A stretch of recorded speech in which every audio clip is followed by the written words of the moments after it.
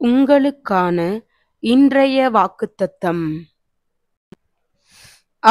உமது நாமத்தை சத்துருக்களுக்கு தெரிய பண்ணுவதற்கும் ஜாதிகள் உம்முடைய சந்நிதிக்கு முன் தத்தளிப்பதற்கும் தேவரீர் வானங்களை கிழித்து இறங்கி உருக்கும் அக்னி எரியுமா போலவும் அக்னி தண்ணீரை பொங்க பண்ணுமா போலவும் பர்வதங்கள் உமக்கு முன்பாக உருகும்படி செய்யும்.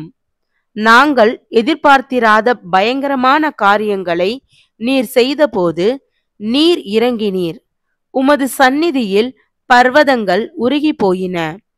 தேவனே, உமக்கு காத்திருக்கிறவர்களுக்கு நீர் செய்பவைகளை நீரே அல்லாமல் உலக தோற்றம் முதற்கொண்டு ஒருவரும் கேட்டதுமில்லை, செவியால் உணர்ந்ததுமில்லை, அவைகளை கண்டதுமில்லை.